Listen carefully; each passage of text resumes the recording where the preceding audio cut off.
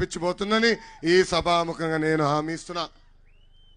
ఈ సభాముఖంగా జగన్ నేను సూటిగా కొన్ని ప్రశ్నలు అడగాలనుకుంటున్నా. గత 5 సంవత్సరాలుగా మా బీసీ సోదరులకి నువ్వు పీకిందేంటి, పొడిచిందేంటి?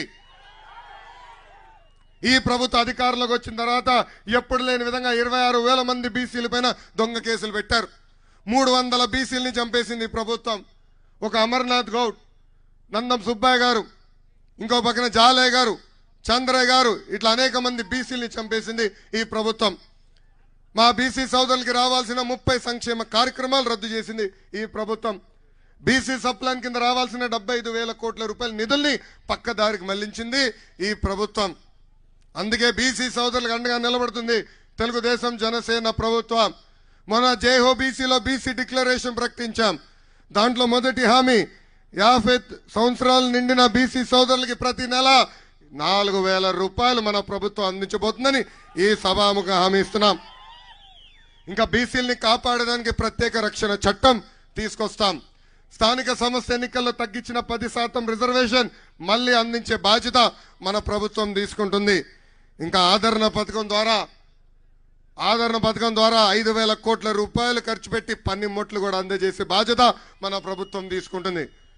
ఇంకా స్వయం ఉపాధి ద్వారా ఉపాధి కల్పించడానికి 5 సంవత్సరాల్లో 10,000 కోట్ల రూపాయలు మన ప్రభుత్వం ఖర్చు పెడుతుందని ఈ సభాముఖంగా బీసీ సోదరులకి నేను హామీ ఇస్తున్నా. ఇంకా చంద్రన్న బీమా 10 లక్షలు చేస్తాం.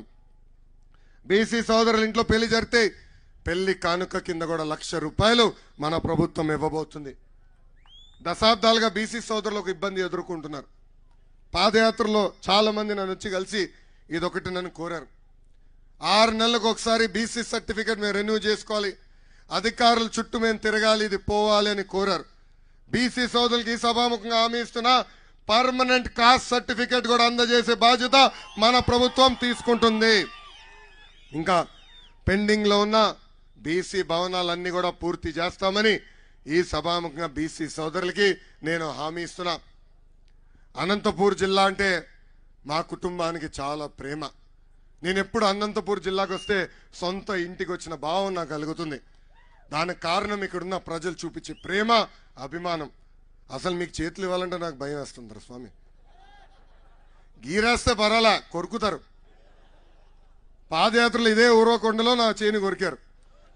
అంత ప్రేమ, అభిమానం మీరు చూపిస్తారు. ఆనాడు అన్న ఎన్టీఆర్ని గెలిపించి శాసనసభకి కాదు ఆంధ్ర రాష్ట్రానికి ముఖ్యమంత్రి చేసిన ఘనత ఈ అనంతపూర్ జిల్లా. అంత ప్రేమ, అభిమానం మా కుటుంబానికి చూపించారు. ఇంకొక మామయ్య నందమూరి హరికృష్ణ గారిని కూడా గెలిపించింది అనంతపూర్ జిల్లా.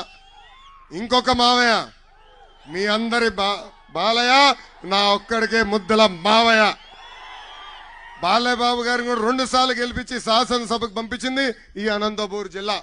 అందుకే డబుల్ ప్రేమతో అనంతపూర్ జిల్లాని 5 సంవత్సరాలు మనం అభివృద్ధి చేశాం. కరువున్న అనంతపూర్ జిల్లాలో కార్లు పండే విధంగా చేసిన వ్యక్తి చంద్రబాబు నాయుడు గారు. ఒక కియా అనుబంధ సంస్థల ద్వారా 50,000 మందికి ఉద్యోగాలు కల్పించాం. 130,000 మంది రైతులకి 90% సబ్సిడీ ద్వారా డ్రిప్పులు కూడా అందజేసింది మన ప్రభుత్వం. ఇట్లా చెప్పుకుంటా పోతే ఒక్క సంవత్సరంలో ఇన్పుట్ సబ్సిడీ ద్వారా 2,000 కోట్ల రూపాయలు నేరుగా రైతుల అకౌంట్లో జమ చేసిన ప్రభుత్వం తెలుగుదేశం ప్రభుత్వం. ఆనాడు అకాల వర్షాల వల్ల రైతులు నష్టపోతుంటే ఏకంగా ట్యాంకర్లు తీసుకొచ్చి మన చీనీ చెట్లు కూడా కాపాడిన వ్యక్తి మన నాయకుడు చంద్రబాబు నాయుడు గారు. రోడ్లు కానీ బ్రిడ్జిలు కానీ ఎక్కడ చూసినా మన పనులే కనపడతాయి. ఈ సభాముఖంగా అనంతపూర్ ప్రజలు ఒక విషయం ఆలోచించాల. ప్రిజనరీ జగన్కి విజనరీ చంద్రబాబు గారికి మధ్య ఉన్న తేడా. చంద్రబాబు నాయుడు గారు ముఖ్యమంత్రిగా ఉన్నప్పుడు కేవలం 600 ఎకరాలు భూసేకరణ చేసి ఒక కియా తీసుకొచ్చాం. ఈరోజు ఆ కియా వల్ల 50,000 మందికి ఉద్యోగాలు, ఉపాధి ఈరోజు ఉన్నాయి. అదేవిధంగా ఈ ప్రిజనరీ జగన్ వాళ్ళ తండ్రి ముఖ్యమంత్రిగా ఉన్నప్పుడు ఏకంగా లేపాక్షి నాలెడ్జ్ హబ్ పేరుతో 8,844 ఎకరాలు భూసేకరణ చేశారు. ఇంకో పక్కన సైన్స్ సిటీ పేరుతో 8,000 ఎకరాలు భూసేకరణ చేశారు. అంటే దాదాపు 17,000 ఎకరాలు భూసేకరణ చేశారు. ఇక్కడున్న ప్రజలు అడుగుతున్నా, ఒక్క పరిశ్రమ వచ్చిందా? ఒక కంపెనీ వచ్చిందా? ఒక్కరికైనా ఉద్యోగాలు కల్పించారా? అందుకే ఈ సభాముఖంగా అనంతపురం జిల్లా ప్రజలకు నేను హామీ ఇస్తున్నా, ఆ భూములు మళ్ళీ తిరిగి ప్రభుత్వం తీసుకుని పెద్ద ఎత్తున